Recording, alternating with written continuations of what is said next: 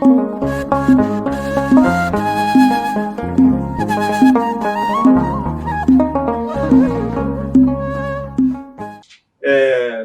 ተመላሾች የተባሉት እንግዲህ በነህሚያ የተመለሰ ነህሚያ በተመለሰ ጊዜና በሰራው ስራ ላይ ምንድን አይነት ተግዳሮት ነበር የገጠመው ነው? ያው ተግዳሮቱ ቀጥሏል። አሁን ማለት እስራኤል ህዝቡ መቼም ፈተና የሆነ ቦታ ላይ ይቆማል አትልም። ደግሞ ስራ ሲጀምር ፈተና ይመጣል። አሁን የአንደኛ ተጓዦች ባይሰሩ እንኳን አይፈተኑም። መተው ቁጭ ባሉ ሰዓት ላይ ሰላም ነበረ። መተው ምድሪቱ ላይ ሰፈሩ አለ። ምንም አልተፈተኑ፣ ዝም አሏቸው። ተያይተው ዝም አሉ። በቃ አይ ነበረ ከጠላቶቻቸው ጋር። ልክ ስራ ሲጀምሩ ነው ተቃውሞ ይጀምራል። ሁለተኛው ምንም አቆሙ። በቃ ጨረሱ። ያልኮን 18 ዓመት ዝም ብሎ ነው ጀመረ። ሁለተኛውም ላይ ስትመጣ ባይነካካቸውስ እየሰው ነው ምንም አይሆንም እኮ ተመቻችተህ ትኖራለህ። ምንም ተግዳሮት አይኖርም። ልክ እንደዚህ ይቀጥላል። ስራ ስትሰራ ተግዳሮት ይመጣል። እስከመቼ? እስከ ስራ ባለበት ሁሉ ካላቆምክ በስተቀር ስራ እና አገልግሎት ካላቆምክ ተግዳሮት አለ ከሰራ ማለት ነው። ስለዚህ አሁን ሶስተኛውን ስናይኛ ዳዊት ነው ኢዮብ ነው የሰው ከሴት የተወለደ መከራው ይበዛል ይላል። ጌታም ብሏል በምድር ሳላችሁ መከራ አለባችሁ። እንደዚህ አይነት ነገሮች ክርስቲያን አንዱ ሊያውቀው የሚገባ ነገር ከስራ ጋር የተያያዘ ሲያገለግል ሲሰራ ሲኖር እግዚአብሔርን በክርስቶስ ኢየሱስ እግዚአብሔርን የመሰሉ የሚኖሩ ይሰደዳሉ ይላል። ስለዚህ መከራ አለና ሶስተኛው ላይ ነህሚያ እንደዛ ከንጉስ ተልቆ ከእግዚአብሔር ጋር አውርቶ ጾሞ ጸልዮ አቤት ይሄ መቼም ያለምንም ፈተና የሚያልፍ ነው ይመስለው ሲመጣ ገና እንደመጣ ምን የሚል ጥቅስ አለ መሰላችሁ? ይሄ 2:10 ላይ ከ9 ልጀምር። በወንዝ ማዶ ወዳሉት አለቆች መጥቼ የንጉሱን ደብዳቤ ሰጠኋቸው። ንጉሱም ከኔ ጋራ የሰራዊቱን አለቆችና ፈረሰኞቹን ሰደደ። ሆርናዊውም ሰንባላጥና ባሪያውም አሞናዊው ጦቢያ ለእስራኤል ልጆች መልካምን ነገር የሚሻ ሰው እንደመጣ በሰሙ ጊዜ እጅግ ተበሳጩ። ይሄ ደግሞ በነህሚያ ላይ የነህሚያ ደግሞ ይለያል። በጣም ከባድ ነው የሱ ማለት ነው። እንደዚህ ሰዎቹ ማዛዦች ናቸው። ጦርነቱን በጣም ከባድ ነው። ደግሞ መሪ ነው እሱ ላይ ነው በጣም ትኩረት ያደረጉት ህዝቡ ላይ አይደለም። እና እሱ ላይ በጣም ትኩረት ያደርጋሉ።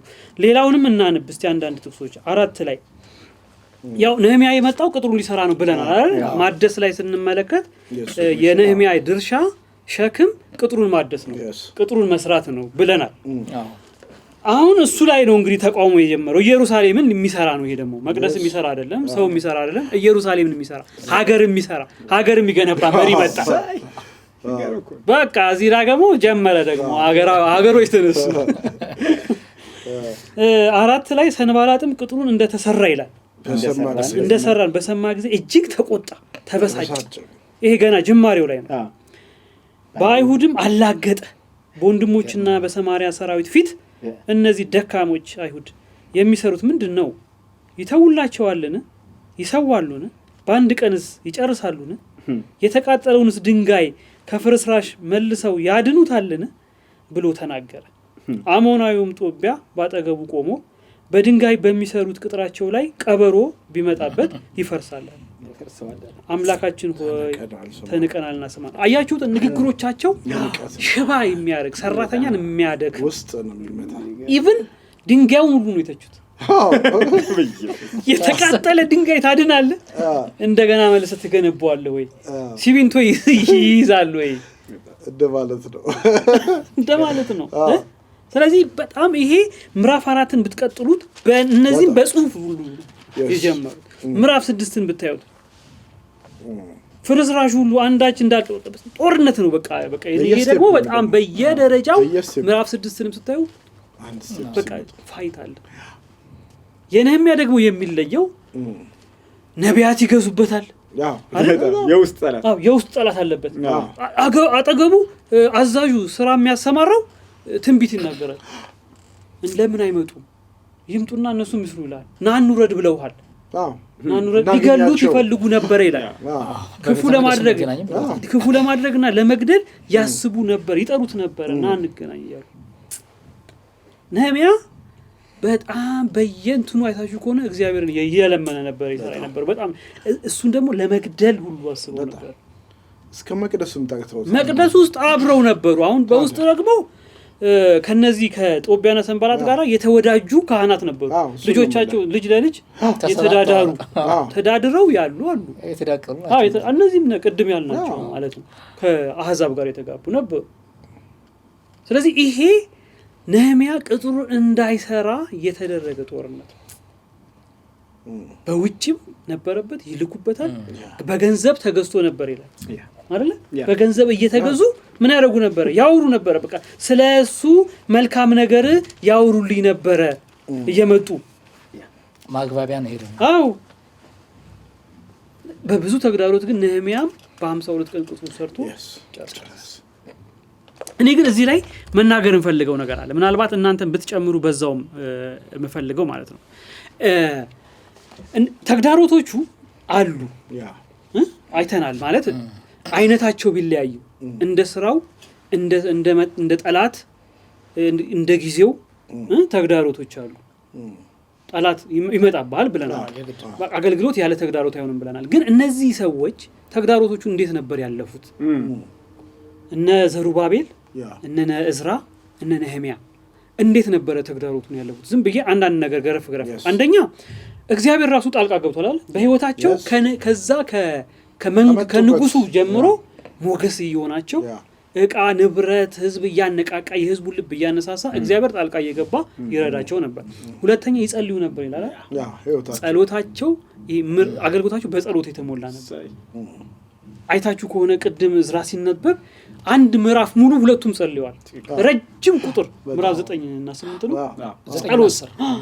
ነህምያም ሲነሳ ይጸልይ ነበር።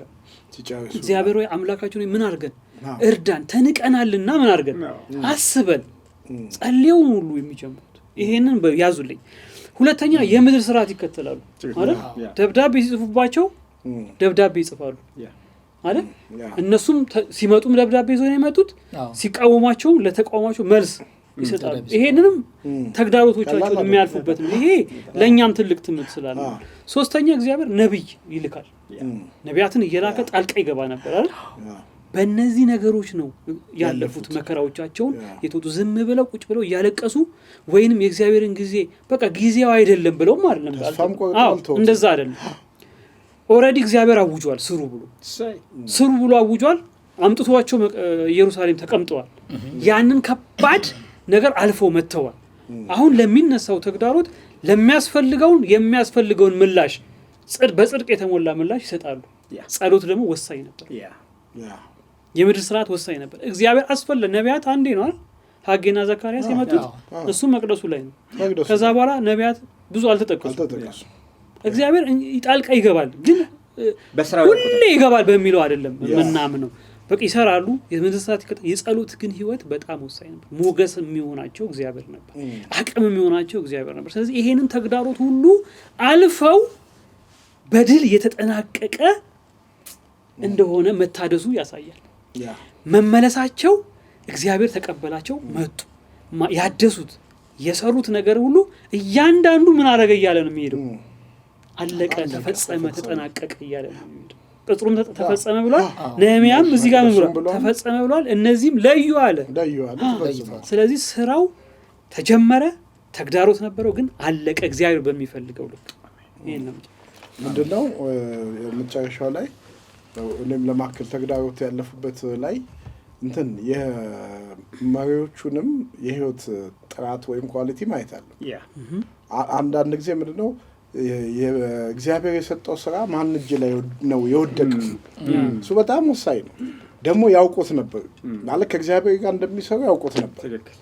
ነህምያ እኮ እንደ ሞቶ ሁላ ነው እኮ የሰማይ ሲነሳ የሰማይ አምላክ ያከናውንልናል፣ እኛም ባሪያዎቹ ተነስተን እንሰራለን።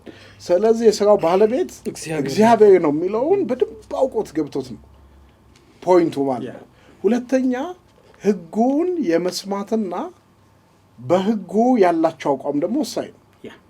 ቀደም እኮ ያልከው ነው እዝራ ህጉ ቋሚ ነው ብሎ ስለወሰነ ለማፋታት ከባድ ነው፣ ልጅ መበተን ከባድ ነው። ገብቷል። ለዩ ማለት እኮ ከባድ ነው። አሁን ትልቅ ፈተና ነው። ግን አለዩም ወይ ስትል ለይተዋል። ህዝቡ በቃ ሰሙት እኮ ነው የሚለው ሰሙት ነው። ስለዚህ ህጉ ቋሚ ነው፣ ቀዳሚ ነው። እግዚአብሔር መርህን በምንም አይነት መንገድ ሁለተኛ አላደረጉም ከህይወታቸው እና የእንትኑ የመሪዎቹም ህይወት እንዲሁ እንደቀላል የምናየው አይደለም እና በትክክል እግዚአብሔር የተጠቀመባቸው መሆናቸውን ማሰብ እንችላለን። እግዚአብሔር ደግሞ በተለያየ መንገድ የሱ መኖርን ከነሱ ጋር የሥራው ባለቤት መሆኑን አሳይቷል እና በዚህ መንገድ እንዳለፉት ለማከለ ያለ በጣም ቆንጆ። እግዚአብሔር ስም ብሩክ ይሁን። እንግዲህ በሶስተኛ ተመላሾች ላይ እየተመለከትነው በመምህር ያሬድ በነህምያ አገልግሎት ወይም ስራ ላይ የገጠመውን ተግዳሮት ነው እየተመለከትን ያለ ነው። ተግዳሮቱ ውጫዊም ውስጣዊም ነው የሚለውን አይተናል። መርጌታ ጽጌ የምትጨምረው ነገር ካለ ከዚህ ጋር? የመጀመሪያው ያለፉት በጸሎት ነው። መልእክቶቹ እያንዳንዳቸው በጸሎት የታጀቡ ነበሩ። ዕዝራንም ነህምያንም ስንከታተላቸው አብዛኛው ቦታ ላይ ጸሎት አለ። እንዳውም በአንድ እጃቸው ጸሎት በአንድ እጃቸው መሳሪያ ነው የሰሩት ማለት ነው። ስራውን የሰሩት እንደዛ ነው። ሁለተኛ ደግሞ የምድርን ስርዓት ነው። ይሄንም ወንድሜ ጠቅሶታል። ሶስቱም ተጓዦች የንጉሱን ደብዳቤ ወይም ደግሞ የመጡበትን ደብዳቤ ይዘው ፈቃድ ይዘው ነው የመጡት ማለት ነው። ለምሳሌ የዘሩባቤል አዋጅ ነበረ። ዘሩባቤል የቂሮስን አዋጅ ነው የያዘው። እንዲሁ ደግሞ ዕዝራ ደግሞ የንጉስ ደብዳቤ ይዟል። ነህምያም የንጉስን ደብዳቤ ይዟል። ሌላው የጦር መሳሪያ ታጥቀው ነበር። ይሄ ከህግ አንጻር ሊታይ ይችላል። ምክንያቱም አግባብነት ባለው መልኩ ነው ታጥቀው የመጡት እንጂ የሽፍታ መሳሪያ አይደለም ይሄ መሳሪያ። ስለዚህ የጦር መሳሪያ ይዘው ነው የመጡት። በንጉስ ዘንድ ተቀባይነት ማግኘታቸውንም የሚያሳይ ነው መሳሪያ። ሌላው ነህምያ ወታደሮች ደግሞ አዘጋጅቶ ነበር። ይሄም ከመሳሪያው ጋር ተያያዥነት ያለው ነው። ስለዚህ ወታደሮች ተዘጋጅተው እንደውም ታስታውሱ ከሆነ በአንድ እጃቸው ድንጋይ ያቀብሉ ነበር፣ በአንድ እጃቸው ደግሞ መሳሪያ ይዘው ነበር። ይህን እያደረጉ ነው ሲያገለግሉ የነበሩት ማለት ነው። ነህምያ ምዕራፍ 4 ላይ እናገኘዋለን። ሌላው የማደስና የንስሐ ፍሬ ዋነኛ ስራቸው ነበረ ከዚሁ ጋር ተያይዞ ማለት ነው። ከምርኮ ሀገር ተመልሰው የፈረሰውን ያደሱ ሰዎች ማለት ነው። ቁጥር 1 ደግሞ በሌላ መንገድ ከእግዚአብሔር ጋር ለመኖር የሚያስችላቸውን ነገር በሙሉ ያሟሉና እርሱን የሚፈልጉ ሰዎች ነበሩ። ከእግዚአብሔር ጋር የሚያኖራቸው ነገር ምንድነው ከተባለ የህይወት ንጽህና ነው የመጀመሪያው። ስለዚህ የህይወት ንጽህና በጸሎት በምስጋና እንዳለ ሆኖ ሌሎቹንም የሚያድሱት ራሳቸው የታደሱ ነበሩ። እንደዚህ መሪዎች አሁንም መምህር ብሬ ሲናገር እንደነበረው የመሪዎቹን ኳሊቲ ምን የምንመለከትበት ክፍል ነው ይሄ ክፍል። በብዙ ፈተና ብዙ ጊዜ ፈተና በሌለበት መንገድ መምራት ቀላል ሊሆን ይችላል። ነገር ግን የውስጥም የውጭም ፈተና ተግዳሮት በሞላበት ውስጥ መምራት እጅጉኑ የህይወት ጥራት ይጠይቃል። እግዚአብሔር ከነርሱ ጋር መኖሩን ያውቃሉ፣ አረጋግጠዋል። ፈተናውንም እንደሚሻገሩት ጭምር ያውቃሉ። በደንብ ጠንካሮች ናቸው እነዚህ መሪዎች። ሌላው ከነርሱ ጋር ከእግዚአብሔር ጋር ሊያኖራቸው የሚያስችሉ ስርዓቶችን ይከተሉ ነበር ወይም መከተልም ይፈልጉ ነበር። ይህም ደግሞ ህይወታቸውን የተቃና እንዲሆንና ሌሎችንም እንዲያድሱ አቅም ሆኗቸዋል ማለት ነው። ዕዝራ ይዞት የመጣውን ስራ ስንመለከት አንዱ ይሄ ነው። ስለዚህ እሱ የታደሰው ሆኖ መግቢያ ላይ ስነጋገር አንድ ነገር ብለናል። ልባቸውን ጥለው የመጡ ሰዎች አሉ፣ ስጋቸውን ብቻ ይዞ የመጡ ማለት ነው። እሱ ግን ከነ ልቡ ነው ተዘጋጅቶ የመጣው። እንግዲህ ስጋ የፊዚካሊ እንዲያትረዱኝ እና ከልቡ ነው የመጣ ይሄ ሰው። መሪዎች ነህምያም ከልቡ ነው የመጣ፣ ዘሩባቤልም ከልቡ ነው። እነዚህ መሪዎች ከልባቸው ነው የመጡት። ከልባቸው ስለመጡ ሌላውን ለማደስ አቅም አግኝተዋል። ይህ የሐመር ወንጌል ዘኢትዮጵያ የሚዲያ አገልግሎት ነው። ተመልካቾቻችን ከመጽሐፈ ዕዝራና ከመጽሐፈ ነህምያ ብዙ ነገር እየተማርን ያለ ነው። የበለጠ ደግሞ ብታነቡት ሐሳቡን በደንብ ታገኙታላችሁ። እንዲሁም ደግሞ ጥቅም አለው። የእግዚአብሔር ቃል ዝም ብሎ ራሱ ማንበብ ከምንም በላይ መሪዎች ብናነበው መሪዎች ቢያነቡት አገልጋይ የቤተ ክርስቲያን አገልጋዮች በደንብ ቢያነቡት አሁን ካላችሁት አኳያ ከዕዝራ ከነህምያ ከዘሩባቤል ከኢያሱ ጋር ያለውን ግንኙነት በደንብ መሪዎች ይጠቅመናል ብዬ አስባለሁ። እናገለግላለን የሚል ሰዎች ይጠቅመናል። ወደ ነህምያ ተግዳሮት ትንሽን የማንሳት እፈልጋለሁ። ማለት ለመስራት ማነው መምህር ያሬድ እየተናገረ ካልሰራህ ለካ ተግዳሮት የለም። ሰላም ነው። የሚገርም ነው። አያችሁ ስትሰራ እኮ የምታፈርሰው ስላለ ነው። ዋው! ስለዚህ የሚፈርስበት አካል ይቃወማል። አየው ዘሩባቤልና ኢያሱ ተግዳሮት የገጠማቸው ዝም ብሎ በተቀመጡበት ሰዓት አይደለም። መቅደሱን ሊሰሩ አምላካቸውን በመፈለጋቸው የፈረሰውን መቅደስ የፈረሰውን መስዋዕት ሊሰሩ ሲነሱ ነው ጠላት የተፈጠረባቸው። ይሄ በጣም የሚገርም ነው። ካልሰራ ምንም ጠላት የለብህም። መንገዱን ተመላለስበት ነው፣ ችግር የለውም። ዝም ብለህ መንገዱን ተመላለስበት ነው። ስለዚህ ይሄ በጣም የሚገርም ትምህርት ነው። እዝራም ተመሳሳይ ነገር ነው የገጠመው። የውስጥ ተግዳሮት የገጠመው ሲመለከተው ያስለቀሰው የውስጡ ስለሰራ ነው ማለት ነው። ስለዚህ መስራት ከባድ ሰልፎችን እንደሚያመጣ አይተናል።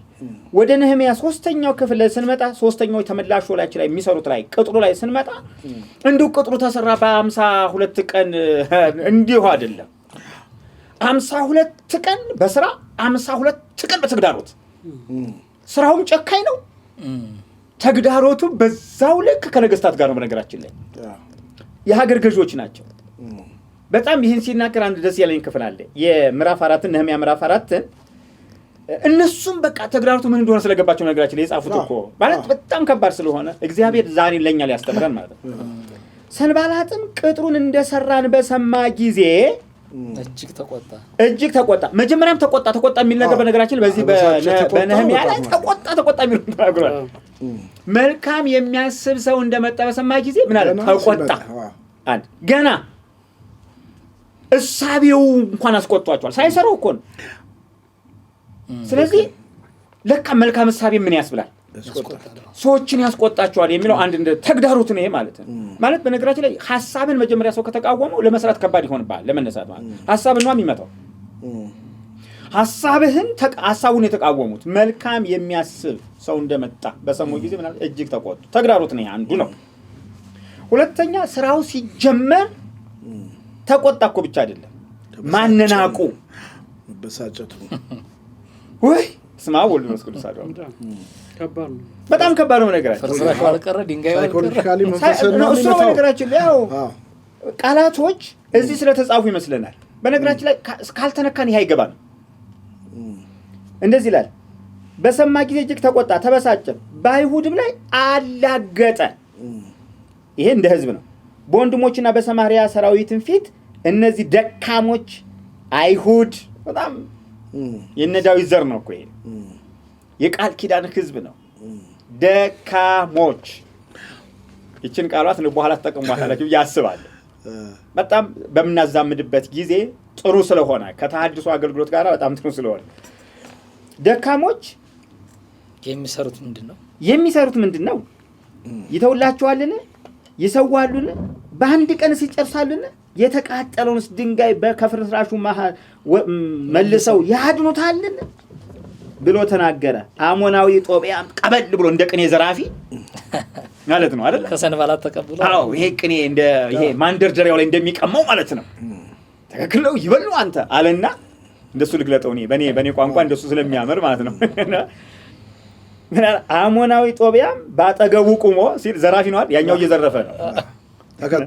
ተከትሎ በድንጋይ በሚሰሩት ቅጥራቸው ላይ ቀበሮ ቢወጣበት ያፈርሰዋል። ምንም ይሄ ማለት ቀጥረ ለሚያክል ነገር ቀበሮ ማለት ነው። ለግንብ ለአጥር ማለት በጣም ከባድ ነው።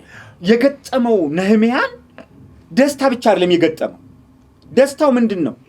ከንጉሱ ፈቃድ ማግኘቱ አይደል? ወደ ኢየሩሳሌም መመለሱ፣ አጃቢዎቹ መገኘታቸው፣ እነዚህ ደስታዎች ሆነው ሳሉ ተግዳሮቱ ደግሞ ከዛው ጋር እኩል ነበር የነበረው።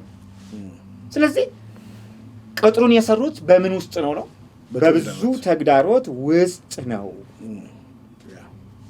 በዚህ ውስጥ ሶስት ዋና ነገሮችን አይቻለሁ። በሶስቱ ተመላሾች ዘንድ የሰሩት ስራ፣ በመጀመሪያዎቹ ተመላሾች ዘንድ የነቢያት አነሳሽነት አለ፣ የእግዚአብሔር ድምጽ ቀጥታ አለ። ልብ በሉ እንግዲህ አንድ አይነት አለመሆኑ ለተግዳሮቱ የተሰጠው መፍትሄ።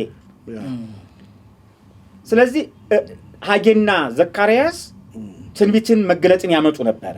ለመቅደሱ ስራ። ወደ እዝራ ስንመለስ ህጉ ነው ቃሉ ነው አየው መከታቸው እሱ ላይ ትኩረት ሲያደርጉ እንመለከት። ይሄ መፍትሄያቸው ነበር ማለት ነው። እዝራ ላይ ነህምያ ላይ ጸሎት ነበር። ጸሎት ነበር። በጣም ይጸልያሉ፣ ወደ እግዚአብሔር ይቀርባሉ። አምላካችን አንተ ተመልከት ይላሉ። አንደኛ 52 ቀን።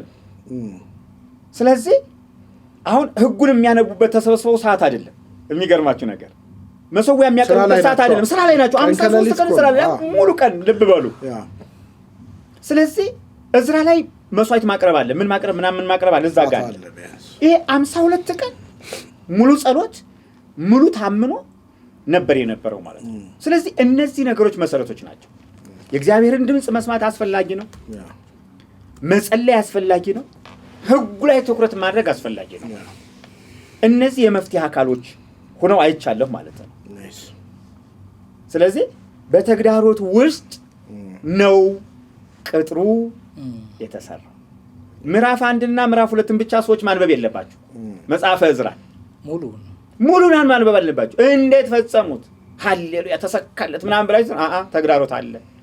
ያለፍነው የሰራነው በተግዳሮት ውስጥ ነው።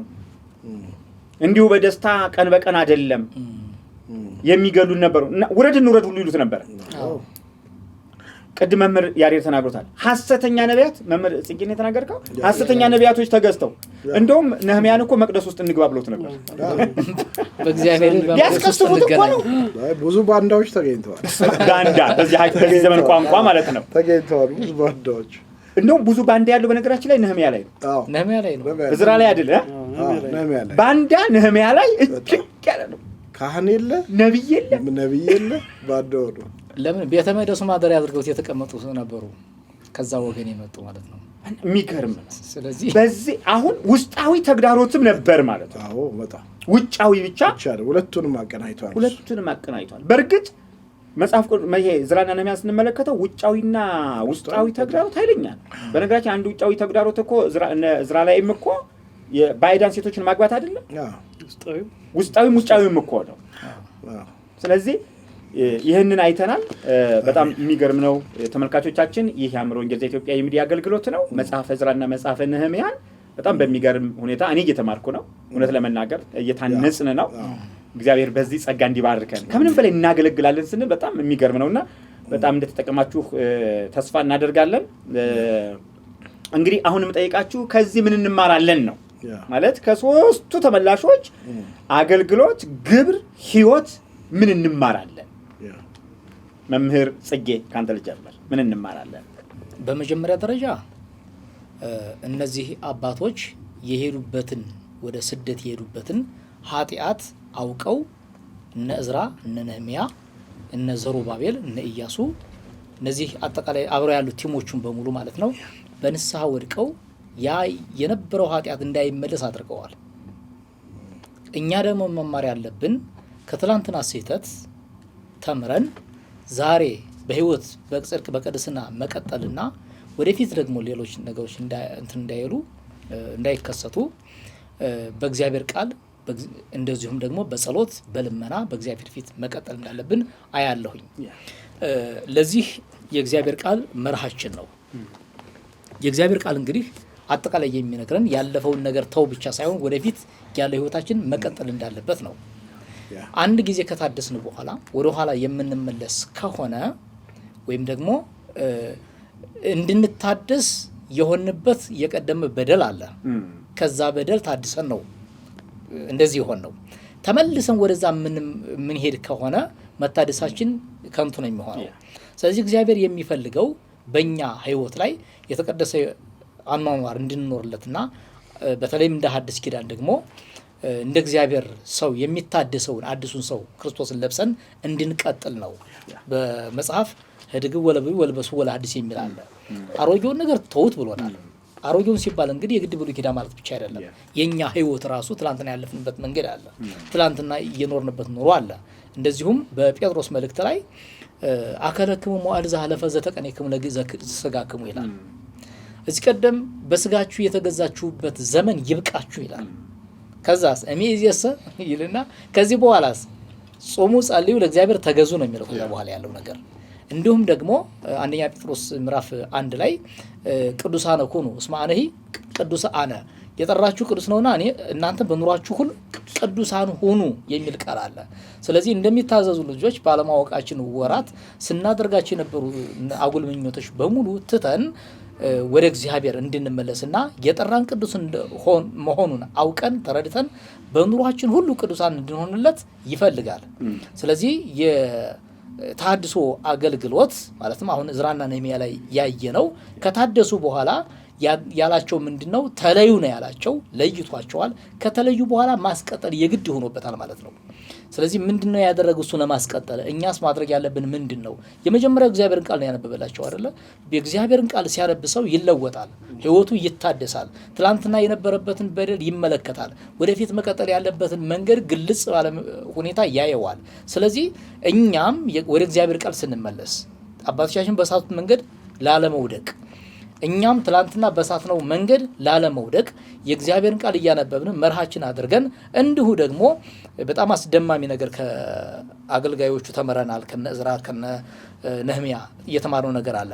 በሚሰሩት ነገር ሁሉ የእግዚአብሔርን ድምጽ ያድምጡ ነበረ፣ ይሰሙ ነበረ። ስለዚህ ያን መጽሐፉን በመናነብበት ሰዓት መጽሐፉን ማንበብ ብቻ አይደለም፣ መጽሐፉ ለኔ የሚናገረኝ ምንድነው እያልን በደንብ እያሰላሰልን እዚህ ላይ ያለ ጉድለት የኔ ምንድነው፣ መቀጠል ያለብኝ መንገድስ በየትኛው መንገድ ነው እያልን እንዲሁም ደግሞ እየጸለይን አምላካችን ሆይ ወደኛ ተመለስ እያልን እንዲሁም በበደላችን ማለት ነው እንዲሁም ደግሞ ወደፊት ያለውን የቀናው መንገዳችንን እንዳስተካክልና መንገዳችንን እንዲያቀና እንዳሳየን እየጸለይን መቀጠል አለብን ብዬ አምናለሁ። እግዚአብሔር ስም ብሩክ ይሁን። ከዚህ ምን እንማራለን? ከዕዝራ ከነህምያ ከዘሩባቤል ከኢያሱ ምን እንማራለን? ከተመላሾች ማለት ነው። እሱን ነው እየተመለከትን ያለ ነው። መምህር ብርሃኑ። እሺ፣ እግዚአብሔር አምላካችን ስሙ የተመሰገነ ይሁን። እንግዲህ አሁን ወደኛ እናመጣዋለን ማለት ነው። ምክንያቱም የተጻፉት በሙሉ ለትምህርትና ለተግሳጻችን እንደተጻፈ ያው ይታወቃል። እነዚህ ሁለት መጽሐፍ ደግሞ ተሐድሶአዊ መጽሐፍ ናቸውና ብዙ ከተሐድሶ መልእክት ጋር ሰፊ ሀሳብ አላቸው። እኔ ምንድነው ዘሩባቤል ላይ አይተናል። ትልቁ ተልኮ መቅደሱን መገንባቱና አምልኮ መስራቱ ነው። ያው ዛሬ በአዲስ ኪዳን ያው መቅደሱ እኛ ሆነን ማለት ነው። መጽሐፍ በግልጽ ቃል ስለሚያስቀምጥ በተለይ እዚህ አንደኛ ቆሮንቶስ 3:16 ላይ የእግዚአብሔር ቤተ መቅደስ እንደሆናችሁ የእግዚአብሔር መንፈስ እንዲኖርባችሁ አታውቁምን? ማንም የእግዚአብሔርን ቤተ መቅደስ ቢያፈርስ እግዚአብሔር እሱን ያፈርሰዋል። የእግዚአብሔር ቤተ መቅደስ ቅዱስ ነውና ያውም እናንተ ናችሁ ስለሚል አሁን እዛ የሰለሞን መቅደስ ጋር እንሄድም ማለት ነው። እዚህ ዘመን ስንመጣ ሕያው መቅደስ ሰው ነው። ስለዚህ አሁን በጣም ትልቅ ትኩረት የምንሰጠው ከእግዚአብሔር ጋር ያለንን ግንኙነት ማደስ የሚል በተለያየ መንገድ ከእግዚአብሔር ጋር ያለን ግንኙነቶች ሊበላሹ ይችላሉ። በአዲስ ኪዳን በክርስቶስ የዳኑ አማኞች ቅዱሳን ከዳኑ በኋላ ከእግዚአብሔር ጋር ያላቸው ግንኙነት እንኳን ቢበላሽ የሚታደስ ስለሆነ ቢያንስ ይሄን አምልኮ ማደስ መስዋዕቱም ያም ነው። አሁን መስዋዕቱን እኮ መሰዋ አድሶ ምናምን መስዋዕት የፈለገው ግንኙነቱ ምን እንዲል ነው እንዲቀጥል ነው። እና አምልኮ ዋና ጉዳይ ነው። ቀጣይነት ያለው በህይወታችን ውስጥ መቋረጥ የሌለበት አቋርጠነውም ከሆነ መታደስና መቀጠል ያለበት ይሄ አሁን በእያንዳንዳችን ህይወት ውስጥ አንዳንድ ጊዜ ትጉ የጸሎት ህይወት የሆነ ዘመን ላይ በህይወት ያልፍና የሆነ ዘመን ላይ ሽባ ትሆናለህ። ተነሳ አድሰ ቀጥል ነው ግድ ነው። በቃ ማለት ጸሎት የሚቀጥል ነው፣ ህይወት የሚቀጥል አምልኮ የሚቀጥል ነው። እንደ ሰው በደከምክበት ሰዓት በዛው ደናውን ብለህ የምጠፋበት አይደለም። ስለዚህ አሁን ሕያው መቅደስ እኛ ስለሆነን ምንድነው በዛ በዮሐንስ ወንጌል ላይ የሚወደኝ ቢኖር ቃሌን ይጠብቃል አባቴም ይወደዋል፣ ከዛ በኋላ ወደሱ እንመጣለን በሱ ዘንድ መኖሪያ እናደርጋለን ስለሚል እግዚአብሔር ከኛ ጋር ነው የሚኖረው። አሁን መቅደሱ በመሃላችን ናት፣ የእግዚአብሔር ድንኳን በመሃላችን ናት። ስለዚህ የእግዚአብሔር ማደሪያዎች መኖሪያዎች እንደመሆናችን መጠን በፈረሰ ማንነት ወይም ደግሞ በፈረሰ ህይወት ውስጥ አምልኮ አይቀጥልም። ስለዚህ አሁን የፈረሰ ህይወቶች መታደስ አለባቸው፣ የፈረሰ ማንነት መታደስ አለበት፣ የፈረሰ መቅደስ መታደስ አለበት የሚለውን በጣም ነው ዘሩባቤል ጋር እኔ አስተማረኝ። የእዝራ ላይ እኔ የህይወት መታደሱ እንዳለ ሆኖ በጣም ይደንቅ የነበረው ለካ ህጉን ካላወቅ ነው አምልኮ ሊመስለን ይችላል። በጣም ወንድሞቼ እንድታስተውሉ ፈልጌ ነው። ህዝባችን እያመለከ ሊመስለው ይችላል ማለት ነው። ግልጽ ነው። አሁን እኮ ሰው በመቅደሱ አለ፣ እያመለከ እኮ ነው፣ እየተመላለሰ ነው።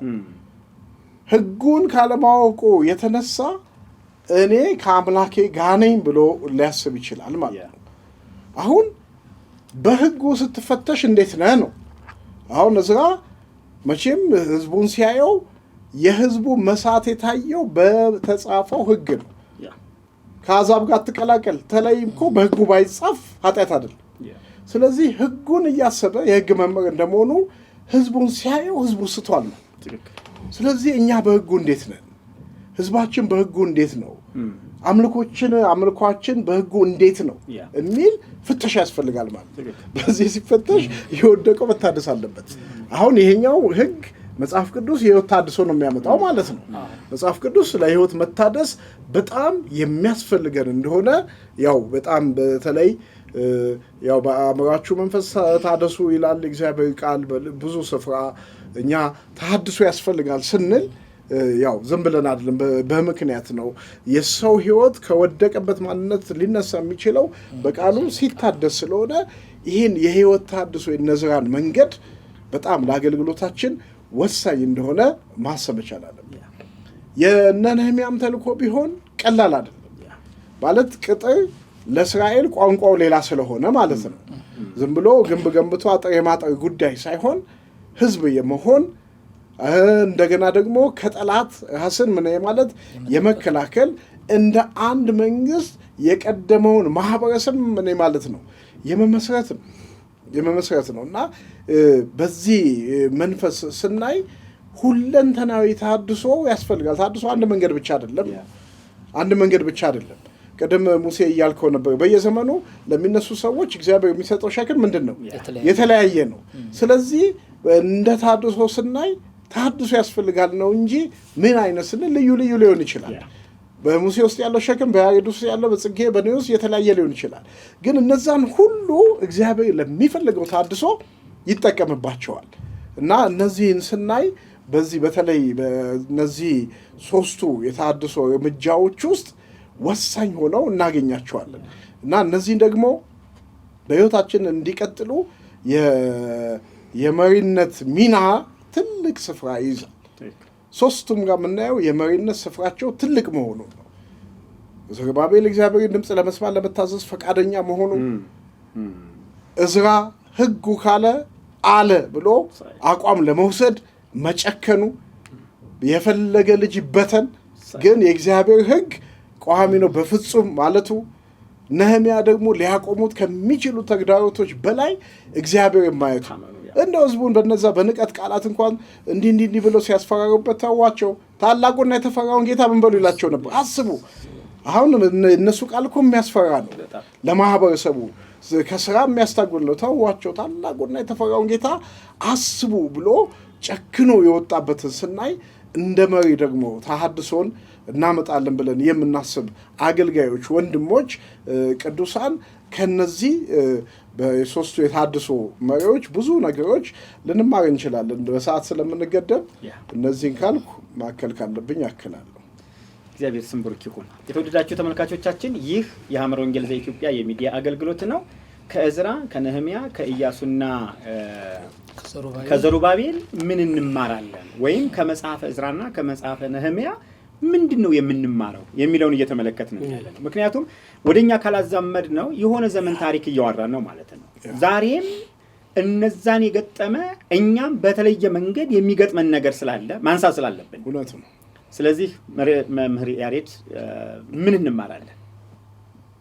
እሺ ያው እዚህ ጋር ሁለት ነገሮችን እናያለን በእነዚህ ሁለት መጽሐፍ ውስጥ። አንደኛው የሚያድስ አካል አለ፣ የሚሰራ አካል አለ።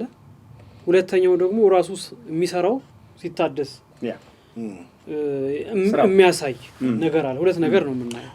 ህዝቡ እንደ ህዝብም እንደ መሪም ተደራጅተው የሚሰሩት ስራ አለ። እነዛ ሰራተኞች ደግሞ ሲታደሱ እናያለን። ስለዚህ ተሐድሶን እኔ በዚህ ውስጥ በሁለት መንገድ ይታየኛል ማለት ነው። የመጀመሪያውን አይተነው ከሆነ መተው ማደስ የፈረሰን ነገርን ሲያድሱ ነው የምናየው። የተበላሸ ነገርን ሲያስተካክሉ ነው የምናየው። ይሄ የሚያሳየን ነገር አለ። ሰራተኛ ሁል ጊዜ ያድሳል፣ ይሰራል። የፈረሰ ነገር ሲያይ የማደስ ባህሪ ያለው ይሄ እንግዲህ እኛ በተለይ እኛ ወንጌል ላይ ትኩረት አድርገን የምንሰራ የቤተክርስቲያን ልጆች ሁሌ ተሐድሶ የሚል ስያሜ ይሰጠናል። ተሐድሶች ናቸው ይባላል። ጥሩ እኮ ነው። ምክንያቱም መጽሐፍ ቅዱስ ራሱ ተሐድሶ የፍጥረት ሁሉ የሚታደስ እንደሆነ ይናገራል። አሁን የምናነበውም የመጽሐፍ ዕዝራና ነህምያ አንዱ ስራ የፈረሰን ነገር ማደስ ነው። በቤተክርስቲያን የተበላሹ ነገሮች አሉ ብለን እናስባለን። እንደ ወንጌል ያልሆኑ ነገሮች አሉ ብለን ስለምናስብ ያ ተሐድሶ ያስፈልጓል እንላለን። ይሄ መጀመሪያ እንደዚህ ያልነበረችን ቤተክርስቲያን ስትመሰረት የነበራት ነገር አለ። ስለዚህ በዚህ ጉዳይ ላይ በወንጌል ላይ የተመሰረተ ተሐድሶ እንዲመጣ እንሰራለን። ይሄ ምንም ጥያቄ የለም። ሸክማችን ነው። በቃ እግዚአብሔር የሰጠን ሸክም ነው፣ እንሰራለን። ማንም ሊያቆመው አይችልም። እግዚአብሔር የሰጠ ሸክም ስለሆነ ያየነው ነገር ስላለ ማለት ነው። ህዝቡ የአምልኮ መልክ ነው ያለው እንጂ ቅድም ዕዝራን እንዳየነው ይሄ ግን ምንም የበደለው ግን አለማወቅ ነው። የእግዚአብሔርን ቃል አለማወቅ፣ ቃሉን አለመረዳት ነው እንጂ ምን ፈርድበት አይደለም። እግዚአብሔር ይፈልጋል። ነህምያ ማነው ዕዝራ መጥቶ እኮ ህጉን ያነበበው። ስለዚህ ህዝቡን እንዳለ ያጠፉትን ሁሉ አይደለም የጨፈጨፈው። አነበበ፣ ይሄ ነው ህጉ አለ። ወስኑ ራሳቸው። ይሄ ነው ህጉ የሚለው ይሄ ነው ብሎ የታድሶ ስራ በህዝቡ ላይ ተደረገ። ልክ እንደዚህ እኛ ከወንጌል ውጪ የሆኑ ከወንጌል ጋር የሚጋጩ ትክክል አልሆኑም ብለን የምናምንባቸውን ነገሮች ላይ እያመጣን ይወገዱ ነው የምንለው። ህጉ ይሄን ይላል። ቃሉ ይሄን ስለሚል፣ ወንጌሉ ይሄን ስለሚል፣ አዲስ ኪዳን ይሄን ስለሚል ከኪዳኑ ጋር የሚጋጭ ትምህርት ከኪዳኑ ጋር የሚጋጭ የህይወት ልምምድ በቤተክርስቲያን በህዝቡ ዘንድ ስላለ መወገድ አለበት። የቤተክርስቲያን አባቶች በዚህ ጉዳይ ላይ ነቅተው ተባብረው ይሄን ነገር ማስወገድ አለባቸው። ይሄ ተሐድሶ ይሄ የማንቃት ስራ ይሰራል። ህዝብ የመቀስቀስ ስራ ይሰራል። በቃ ይሄ የፈረሰን ነገር የምናድስበት አንዱ መንገድ ነው ማለት ነው። ሁለተኛው ተሐድሶ ራሱን የሚያድስበት ነው። ተሐድሶ ፍጹም አይደለም። እሱም ደግሞ እየሄደ ይቆሽሻል። እየሄደ ራሱን ማየት መቻል አለበት። ምን አይነት ራእዩን በትክክል ይዟል ወይ? በሸክሙ ላይ ነው ወይ ያለው? የህይወት ቅድስናው ምን ይመስላል? ከተነሳበት እንቅስቃሴ አንጻር አሁን ያለው ጉዞ ምንድን ነው? ማየት አለበት። የዕዝራንተ በጣም ማየት አለበት። ሸክም ብሎ ተነስቶ ቅጥር ሊሰራ ተነስቶ ቤት እየሰራ ከሆነ ቤቱን እየሰራ ከሆነ ማየት ዞር ብሏል። የእግዚአብሔርን ቤት እንዲሰራ ተጠርቶ የራሱን ቤት የሚሰራ መንቃት አለበት እኮ። እግዚአብሔር ቤቴን ስሩ ነው እንጂ ቤታችሁን ስሩ አላለም። ስለዚህ እንደነዚህ አይነት ነገሮች ተሐድሶ ራሱን ማየት አለበት፣ ራዩን ማየት አለበት። ለኢየሩሳሌም ያላቸው ፍቅር አለ። ለሚሰሩት፣ ለሚያድሱት፣ ለሚጠግኑት ነገር ፍቅር ነበራቸው። ይሄ ተሐድሶ ከዚህ ሊማር ይገባል። ይሄ በጣም ወሳኝ ነገር ነው። ቃሉን ማስተማር ነህምያ ዕዝራ ቃሉ ላይ ትኩረት አድርጓል። ሸክም ነው በቃ የተሰጠውን ሸክም ነው እየተወጣ ያለው። እኛ ማስተማር አለብን። ሳናስተምር ህዝቡን መስደብም ትርጉም የለው። ህዝቡን ሰድበው ስደቡ ተብሎ አይደለም የተላከው። ዕዝራ አስተምር ተብሎ ነው የተላከው። አንዳንድ ሰዎች እንደዚህ ስለሚያደርጉ ትክክል አይደለም። ስታስተምረው ህዝቡ ያውቃል። ሲያውቅ ራሱ ይተባበራል ከዕዝራ ጋር እንደተባበረ። ስለዚህ መምህራን ወንጌል ገብቶናል ተረድተናል የሚሉ በእውነት ላይ ይዘናል የሚሉ ህዝቡን ያለ መታከት ማስተማር አለበት። ወንጌልን ማስተማር አለበት። በቃ ቻሌንጅ ሊኖር ይችላል፣ ማስተማር መቻል አለበት። አንድ መምህር አጠገቡ ያለው መገሰጽ አለበት። እኛ ኮርስ በርሳችን መገሰጽ አለብን። አንተ ወይኔ ወይ በኃጢአት መንገድ ስንሄድ እኮ ዝም ማለት የለብንም። ዕዝራ ምንድን ነው ያደረገው? ካህናቱን ገሰጸ። ሊያስፈራ ይችላል፣ ሊከብድ ይችላል፣ ብዙ ነገር ሊያሳጣው ይችላል። ግን ከእግዚአብሔር ቃል ጋር ነው የቆመው። ተቀባይነቱን ሊያጣ ይችላል፣ ግን ገሰጸ ይላል። በቃ ካህናቱን ጨምሮ ማለት ነው። አንዳንድ ሰው ይላቸዋል መቼም ወደ ላይ ምንድን ነው ተብያለሁ፣ ግን በቃ አለ። ይሄንን ተግዳሮት መወጣት ያስፈልጋል። እንደ ነህምያ ምን ማድረግ አለብን? በትክክል መሪዎች መምራት አለባቸው። በ52 ቀን እኮ ነው የጨረሰው። እናንተ በጣም ስትራቴጂክ በሆነ መንገድ በቃ ይሄ መጣ፣ የሚሰራውን አወቀ። የተከፈተለት በር ውስጥ ሁሉ አልገባም። ቅጥሩ ላይ ነው ፎከስ ያደረገው። መጣ፣ አስተባበረ፣ ሰራ፣ ጨረሰ፣ ሄዷል እኮ ወደ ንጉሱ ተመልሶ ሄደ ይላል። ጨርሼ እመጣለሁ፣ በዚህ ጊዜ ቀን ቀጠርኩለት ይላል። ቀን ቀጥሬለታለሁ፣ ጨርሶ ሄደ። ይሄ በጣም ወሳኝ ነው። በእቅድ የሚመራ ነው። እኛ እንደ መሪ በእቅድ የሚመራ ነው። የሚሰራውን የሚያውቅ ነው። ቅድም እንደጠቀሳችሁት መቅደስ ውስጥ ገብቶ አንድም ቦታ ላይ መቅደስ አደሰ የሚል አላየንም። ሸክም ወሳኝ ነው። ሁሌ ምንድን ነው ሸክሜ? እግዚአብሔር ወይ በዚህ ምድር ላይ እኔ እንድሰራ የሰጠኝ ሸክም ምንድን ነው ብሎ ማሰብ ከብዙ ድካምና እንግልት ያተርፋል። ሸክምን ታውቃለህ፣ ስራህንም ታውቃለህ። ለዛ ነው እግዚአብሔር ፕሮቫይድ የሚያደርግ። በቃ ነህምያ ህግ ለማስተማር እዝራን ይጠራው ነበር አይደል? ትዝ ይላችኋል። የእሱ ሸክም ስላይደለም የእሱ ሸክም አይደለም የለውም።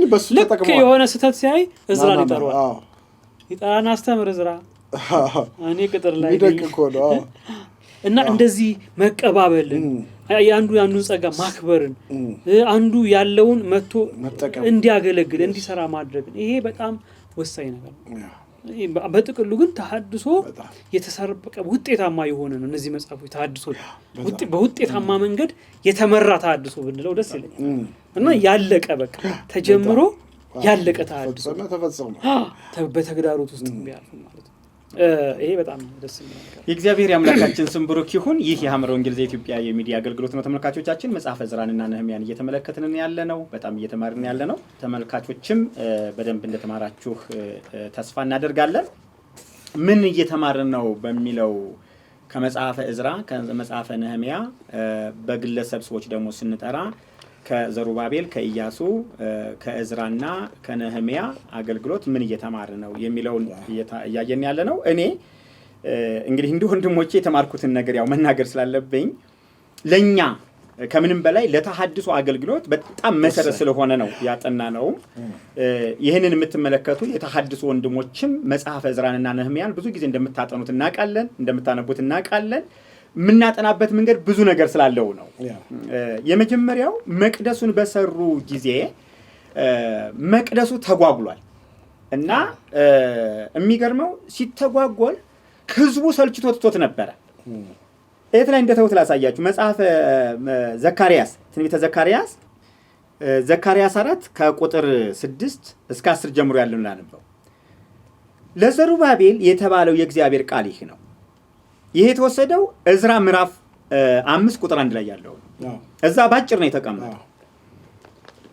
በመንፈሴ እንጂ በኃይልና በብርታት አይደለም ይላል የሰራዊት ጌታ እግዚአብሔር። የመጀመሪያው ነገር ስራው የሚሰራው በምንድን ነው አለ? በእግዚአብሔር መንፈስ ነው ማለት ነው። ያ መቅደስ ምንም እንኳን ድንጋይ ቢሆን እንጨት ቢሆን የሚሰራው በምንድን ነው ማለት ነው? በመንፈሱ አማካኝ እንደሆነ አንደኛ ያበረታታቸው ነበር። ሌላው በጣም ትልቁ ነገር መቅደሱን በሚሰሩበት ሰዓት ተራራ ሁኔታ ያያቸው ነገር አለ።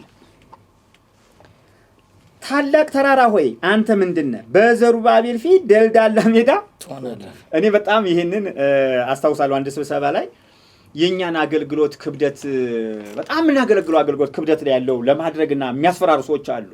ይህን ያህል ሚሊዮን ህዝብ፣ ይህን ያህል ቆዳ ስፋት ያለው፣ ይህን ያህል እንትን፣ ይህን ያህል ሂስትሪ ያለው እንዴት እናንተ ትችላላችሁ የሚሉ አሉ አይደለ? ማለት ራሳቸው ትልቅ የሚያደርጉ በጣም ይሄ ለኛ ትልቅ መልእክት ነው ያለው። አንተ ተራራ በዘሩባቤል ፊት ደልዳላ ሜዳ ትሆናለህ። ስለዚህ ተግዳሮቱ ምን አልነበረም ማለት ነው። መቅደሱ ሲገነባ ቀላል አልነበረም። ይሄን ትንቢተ ዘካርያስ ላይ ታገኙታላችሁ። እሺ ታላቅ ተራራ ሆይ አንተ ምንድነህ? በዘሩባቤል ፊት ደልዳላ ሜዳ ትሆናለህ፣ ሰዎችም ሞገስ ሞገስ ይሁንለት ብለው እየጮሁ እርሱ መደምደሚያውን ድንጋይ ያወጣል ብሎ ተናገረ። የእግዚአብሔር ቃል ወደ እኔ እንዲህ ሲል መጣ። የዘሩባቤል እጆች ይህንን ቤት መሰረቱ፣ የእርሱም እጆች ይፈጽሙታል። የሰራዊት ጌታ እግዚአብሔር ወደ እናንተ እንደላከኝ ታውቃላችሁ ይላል ማለት ነው። ስለዚህ አንዱ የምንማረው ምንድነው? በምንሰራው ስራ እግዚአብሔርን ማድመጥ። ምንም አይነት ከባድ ነገር ይሁን አሁን ትልቅ እኮ በነገራችን የኛ አገልግሎት ከምንም በላይ የተሐድሶ አገልግሎት ከባድ ብዙ ባህል ብዙ ተራራዎች አሉ ብዙ ነገሮች ለዓለም ሁሉ እንኳን ከባድ ነገሮች አለ አይደል? ግን እግዚአብሔርን ከሰማን የፈረሰው ነገር ምን ይላል? ይሰራል፣ ይታደሳል የሚለውን እንድንገነዘብ ፈልጌ ነው። ትንቢተ ሐጌ ላይ በጣም ህዝቡ ያ መቅደስ ሲሰራ ተሰላይቶ ነበር። እንደውም ተስፋ ቆርጦ ምን ብሎ እንደነበር ላሳያችሁ። በንጉሱ በዳሪዮስ በሁለተኛው ዓመት ምዕራፍ 1 ሐጌ ምዕራፍ 1 ቁጥር 1 ላይ በስድስተኛው ወር ከወሩም በመጀመሪያው ቀን የእግዚአብሔር ቃል በነቢዩ በሐጌ እጅ ወደ ይሁዳ አለቃ ወደ ሰላትያል ልጅ ወደ ዘሩባቤል ወደ ታላቁም ካህን ወደ ኢዮሴዴቅ ልጅ ወደ ኢያሱ እንዲህ ሲል መጣ። የሰራዊት ጌታ እግዚአብሔር ይህ ህዝብ ዘመኑ አልደረሰም፣ የእግዚአብሔርን ቤት የሚሰራበት ዘመን አልደረሰም ይላል ብሎ ተናገረ። አያችሁ፣ ሲያስቆሟቸው የቆመው ምኑ ስላልደረሰ ነው አሉ። ጊዜው ስላልደረሰ ነው። ትተውታል ማለት ነው። አየህ፣ አሁን የነቢያቱ ድምፅ የመጣው ለምንድን ነው? ህዝቡ ተስፋቱ በቃ ጊዜው አይደለም፣ የምንሰራበት ሰዓት አይደለም፣ የምንሰራበት ጊዜ አይደለም ብለው ተስፋ ቆርጠው ትተውት እንደሆነ ይሄኛው መልእክት ያሳየናል ማለት ነው። ተግዳሮቱ ተጽዕኖ አሳድሮባቸዋል። ስለዚህ ጊዜው አይደለም። ዛሬም እንደዚህ ነው የምንለው። ለምንሰራው ስራ እግዚአብሔር ጊዜው እንደሆነ ነው የሚነግረን። ለምን? የፈለገ ተግዳሮት ስላለ። ከምንም በላይ የተሐድሶ አገልግሎት ተግዳሮት አለበት። ብዙ ተግዳሮት፣ በሰሜን፣ በምስራቅ፣ በምዕራብ፣ በደቡብ በየትኛው መንገድ ተግዳሮት አለበት።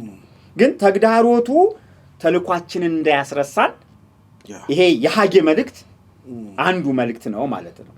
ስለዚህ ነቢዩ መጥቶ ተነሱ፣ እንጨቱን ቁረጡ፣ ወደ ተራራው ውጡ፣ አንጡ ይላቸዋል ማለት ነው። ስለዚህ አንዱ እግዚአብሔርን መስማት አስፈላጊ መሆኑን እንመለከታለን። በጣም ሌላው በጣም እናንተ የተናገራችሁት እግዚአብሔርን በመፈለጉ ውስጥ ትልቁ በመስዋዕት እግዚአብሔርን ማክበር፣ ንስሐ በጣም ትልቅ ነገሮች ናቸው። ለሚገጥሟቸው ነገሮች ሁሉ ንስሐ ነበረ። ለምሳሌ ካህኑ ማነው እዝራ በጣም ንስሐ ይገባ ነበር።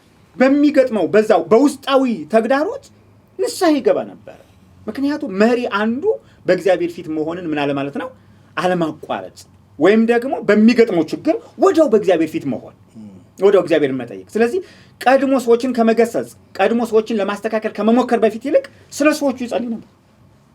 ይህንን አይቻለሁ በመጽሐፈ እዝራ፣ በመጽሐፈ ነህምያ ላይ ህጉን ብላችሁታል። ሌላው በጣም አንድ ነገር እናንተ ስትናገሩ በጣም ደስ ያለኝ ነገር አለ። ቲሙን፣ ቡድኑን ይወዱታል። የተናጥል ስራ አልሰሩም። የተናጥል ስራ የሚባል ነገር የለም። ብቻን ጻድቅ፣ ብቻን ቅዱስ መሆን አይቻልም። በጋራ አያችሁ፣ እዝራ ውስጥም መቅደሱ ሲገነባ ሲታጠቅ የትኛውም ነገር የጋራ ነው የሚያደርጉት። ተውትና ኃጢአትን እንኳን የጋራ ነው የሚያደርጉት። የሚገርመው ነገር እኛም ምን ብለናል? በድለናል። አባቶቻችን በድለዋል፣ እኛም ምን ብለናል? ለምሳሌ እዝራ እኛ ነው የሚለው አየው። ስለዚህ ምን አብሮ መሆንን ቤተሰብነት ላይ ትኩረት ያደርጋሉ ማለት ነው። የዘንድሮ ክርስትና ምንድን ነው? አንተ ብቻ ጻድቅ ሆነ እንጂ ለሌላው ጉዳይ ምንም ቢረክስ ምን ቢል እንትን አይደለም። እግዚአብሔር ወደ ቡድን መንፈስ ያንጣል። አሜን። ትልቁ ለምሳሌ የተሐድሶ አገልግሎት የሁላችን አገልግሎት ነው። የምናውቀውም ይሁን የማናውቀው ሰው ይሁን። በነገራችን በተሐድሶ አገልግሎት ብዙ ነው አይደል? አገልጋዩ በጣም ብዙ ነው፣ ምዕመኑ ብዙ ነው። የማናውቀው ብዙ የተሐድሶ አገልግሎት አለ።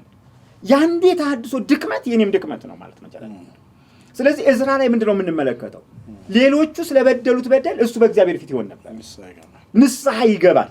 በድለናል፣ ይቅር በለን። እዝራም እንደዛው። ስለዚህ የቡድንን ስሜት ታገኙታላችሁ። በዛ ነው ውጤታማ የምንሆነው። ይህንን ተምሬያለሁ። ስለዚህ ትጋት፣ ሌላው ለምሳሌ ትጋትን ከነህምያ በደንብ ነው የምናገኘው።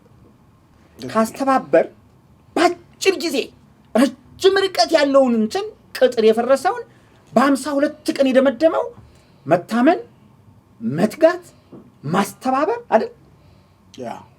ቦታ ላይ ደግሞ አለመልቀቅ ከነህምያ እናገኛለን። ና ውረድ ሲሉት አልወርድም ይላል። የአምላኬን ስራ ትቼ አልወርድም። ያንን ትጋት ከነህምያ እንመለከታለን። ወደ ቃሉ ትኩረት ማድረግን ከማን? ከእዝራ እናገኛለን። የእግዚአብሔርን ድምፅ ከመስማት ከመነሳሳት ደግሞ ከሐጌ እናገኛለን። ይህንን እኔ ተምሬያለሁኝ። የእግዚአብሔር አምላካችን ስም ቡሩክ ይሁን። የተወደዳችሁ ተመልካቾቻችን እንግዲህ መጽሐፈ እዝራንና መጽሐፈ ነህምያን ባለፉት ጊዜያቶች በተከታታይ ተመልክተናል። ባጠናነው ልክ በጣም ብዙ ነው፣ ግን አጠር አድርገን የተመለከትነው ከተመለከትነው ዋና ዋና ነገሮች ለምን ተማረኩ የሚለውን በአጽንኦት ሰጥተን ተመልክተነዋል። ያስማረካቸው በደልና ኃጢአት እንደሆነ በግልጽ አስቀምጠናል። በምርኮ አገር በምን አይነት ህይወት ኖሩ የሚለውንም ደግሞ እንዲሁ በትንትናቸው ወጥቶ እንደተቀመጡ፣ በዛ ምድር ውስጥ ግን ጥሩ ደግሞ እግዚአብሔርን የሚያከብሩ ሰዎች እንደነበሩ እንደነ ዳንኤል፣ እንደነ ሲራቅ፣ እንደነ ምሳቅ፣ እንደነ ሐጌ፣ እንደነ ዘካርያስ ነቢያቶች የመሳሰሉ ደግሞ እንደነበሩ በዛው ለማየት ሞክረናል። በመጨረሻ እግዚአብሔር በቃል ኪዳኑ መሰረት ሲመልሳቸው በንስሐ እንደተመለሱ ወደ ምድራቸው እንደመጡ ባለፉት ትምህርቶቻችን አይተናል። እንግዲህ እነዚህ የተመለሱ ሰዎች ደግሞ ምን ሰሩ የሚለው ነው ዛሬ እንደምትመለከቱት። መቅደስ ሰርተዋል። ህዝቡን ራሱን በእግዚአብሔር ቃል አንጸዋል፣ በህጉ አንጸውታል። የፈረሰውን ቅጥር ሰርተዋል። በነገራችን ላይ ሙሉ አገልግሎት ነው ዛሬ የተመለከትነው። አንደኛ መቅደሱ መሰዊያው መሰራቱ መቅደሱ መሰራቱ አንዱ እስራኤልን እስራኤል የሚያሰኝ አካል ነው። ተሐድሶ ነው። ተመልሰው መቅደስ ባይሰሩ ትርጉም የለሽ ይሆኑ ነበር። ሁለተኛው መቅደሱ ተሰርቶ መሰዊያው ተሰርቶ መስዋዕቱ እየቀረበ ቅድስና የሌለበት አምልኮ እንዳይሆን እዝራ ደግሞ በደንብ እንደሰራ ተመልክተናል። ስለዚህ ከባዕዳን አማልክት ከባዕዳን ጋብቻዎች እንዲለዩ ውሳኔ እንዲወስኑ አይተናል ማለት ነው። እዝራ ነህምያ ላይ ይቅርታ ቅጥሩ ተሰርቷል። ይሄ ደግሞ ህዝብ እንደ ህዝብ እንዲሆን ቅጥር ያለው ህዝብ እንዲሆን አንድ መንግስት እንዲሆን ደግሞ ነህምያ ደግሞ ያንን ጨዋታ በደንብ አድርጎ ተጫውቶታል ማለት በተሰጠው ጸጋ መጠን። ይሄ ምንድነው የሚያሳየው? ለምሳሌ መመለስ ብቻውን ለውጥ ያመጣል።